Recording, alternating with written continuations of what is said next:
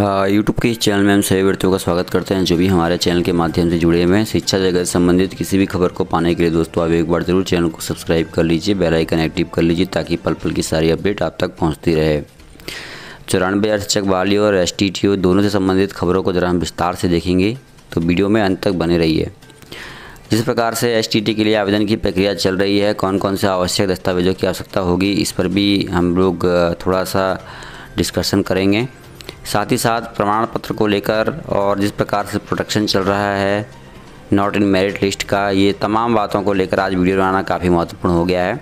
देखिए यहाँ पे लिखा है कि बिहार STT न्यूज़ 12 मार्च 2021 को जारी हुए रिजल्ट में क्वालिफाइड के रूप में सभी TT/STT की तरह प्रमाण पत्र निर्गत किया जाना चाहिए। इसके लिए निम्नलिखित में से कौन सा कथन सही होगा।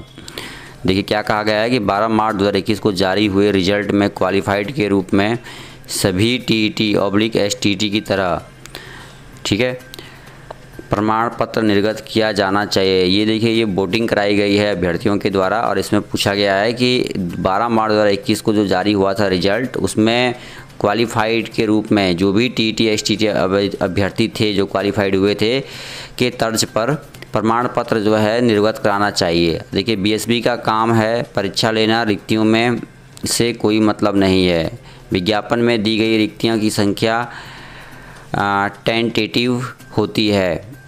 BSB का काम सभी क्वालिफाइड अभ्यर्थियों को घटते क्रम में लिस्ट जारी करना है। अब आप देखिए इसमें से सबसे अधिक जो वोटिंग हुई है वो हुई है कि BSB का काम सभी क्वालिफाइड अभ्यर्थियों का घटते क्रम में लिस्ट जारी करना है, क्योंकि यही मूल विज्ञापन में भी था। आगे था कि STT केवल पात्रता परीक्षा है, STT की रिक्तियों से कोई मतलब नहीं। तो देखिए इसमें वोटिंग कम हुई है, इनमें से सही विकल्प सभी विकल्प सही हैं, ये इसमें 6% वोटिंग हुई है।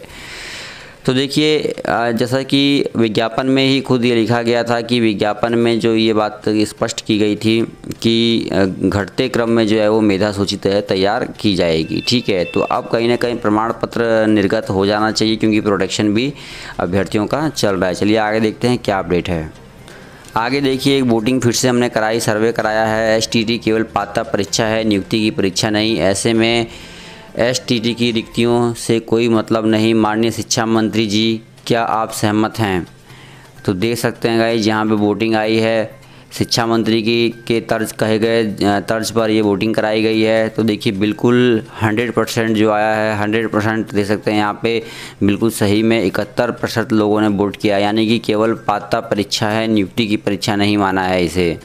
देख सकते हैं STT केवल पात्रता परीक्षा माना गया है, नियुक्ति की परीक्षा नहीं मानी गई है।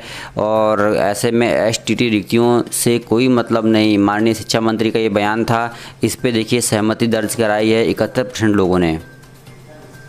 देख सकते हैं गाइस यहाँ पे लिखा हुआ है बिहार STT रिजल्ट प्रमाण पत्र कैसा होना चाहिए। 12 मार्च को जिस प्रकार क्वालिफाइड के रूप में रिजल्ट जारी किया गया उसी प्रकार प्रमाण पत्र निर्गत किया जाना चाहिए, जो कि TT/STT के अनुसार उचित है, तर्कसंगत है। आप जानते हैं देखा जाता है कि 1 सप्ताह के भीतर प्रमाण पत्र निर्गत होता है, बहुत देरी हो तो महीने तक में प्रमाण पत्र निर्गत हो जाता है। अब पर 3 महीने के बाद रिजल्ट में बड़ा बदलाव करना उचित नहीं है, जैसे शिक्षक पात्रता परीक्षा के अनुसार, या 3 महीने से बड़ा बदलाव करना। देख सकते हैं गाइस साफ तौर पर स्पष्ट किया गया है। यहाँ पे लिखा है कि अभ्यर्थियों की भावनाओं को ठेस पहुंचाने वाली बात है। 21 जून के अनुसार प्रमाण पत्र निर्गत करना कहीं से भी उचित नहीं है, जैसे शिक्षक पात्रता परीक्षा के अनुसार 3 महीने में बड़ा बदलाव करना। तो देख सकते हैं गाइस यहाँ पे साफ तौर पे ये बात जो है स्पष्ट कराई गई कि बिहार STT रिजल्ट और प्रमाण पत्र को लेकर प्रमाण पत्र कैसा होना चाहिए। तो इसमें साफ तौर पर लिखा है कि 12 मार्च को जिस प्रकार क्वालिफाइड के रूप में रिजल्ट जारी किया गया उसी प्रकार प्रमाण पत्र निर्गत किया जाना चाहिए, जो कि TT/STT के अनुसार उचित और तर्कसंगत है। आप जानते हैं देखा जाता है कि 1 सप्ताह के भीतर प्रमाण पत्र निर्गत होता है, लेकिन STT में आप देख सकते हैं गाइस कि बहुत देरी हो चुकी है। प्रमाण पत्र लेकर कई सारी अपडेट्स आ रही है, बहुत देरी हो चुकी है। तो महीने तक में प्रमाण पत्र निर्गत हो जाना चाहिए, पर 3 महीने के बाद भी रिजल्ट में बड़ा बदलाव हुआ। 3 महीने के अंदर देख रहे हैं कि रिजल्ट में बड़ा बदलाव हुआ। कहाँ आपका 12 मार्च को 24,000 अभ्यर्थी क्वालिफाइड थे, उसके बाद जब आपका रिजल्ट आता है तो सीधे 80,000 अभ्यर्थी कैसे क्वालिफाइड हो जाते हैं, ठीक है। तो ये तमाम बातें हैं। 21 जून के अनुसार प्रमाण पत्र निर्गत करना कहीं से भी उचित नहीं है, जैसे शिक्षक पात्रता परीक्षा के अनुसार, या 3 महीने में बड़ा बदलाव करना। यह भी करना चाहिए कि सभी क्वालिफाइड अभ्यर्थियों की उच्च प्राप्तांक से न्यून प्राप्तांक घटते क्रम में लिस्ट जारी करना चाहिए और उसके बाद जो है सर्टिफिकेट जो है वो जारी होना चाहिए। तो देख सकते हैं गाइड, क्वालिफाइड अभ्यर्थियों का उच्च प्राप्तांक से न्यून प्राप्तांक की ओर जो कहा गया है कि विज्ञापन के अनुसार जो है वो मेरिट लिस्ट होनी चाहिए। उसके बाद जो है सर्टिफिकेट वितरण होना चाहिए। सभी परीक्षा की तरह टॉपर पर सूची विषयवार और कोटिवार जारी कर सकता है, जिसे स्पष्ट किया गया है यह नियुक्ति या मेरिट लिस्ट नहीं है। देख सकते हैं गाइज, अपडेट्स आ रही है सर्टिफिकेट के लेकर, ये मांग जो है अब तेज होती जा रही है और कहा गया है कि भाई सर्टिफिकेट जो है वो सबसे पहले तो यहाँ पे देख सकते हैं न्यून प्राप्तांक यानी घटते क्रम में जो है मेरिट लिस्ट बननी चाहिए, ठीक है, अधिक से कम की ओर, और उसके बाद जो है सर्टिफिकेट बनना चाहिए। और देखिए अभ्यर्थियों से भी यहाँ पे पूछा गया है कि बिहार एसटीटी आपका क्या विचार है, बिना डॉक्यूमेंट वेरिफिकेशन के कुल पद के बराबर अभ्यर्थियों को उत्तीर्ण करना संभव ही नहीं है। Education qualification, appearing age category, other job दे सकते हैं, comparing salary, village choice, city, ये तमाम दे सकते हैं। यहाँ पर लिखा है कि क्या आपका क्या विचार है, बिना डॉक्यूमेंट वेरिफिकेशन के कुल पद के बराबर अभ्यर्थियों को उत्तीर्ण करना संभव ही नहीं है।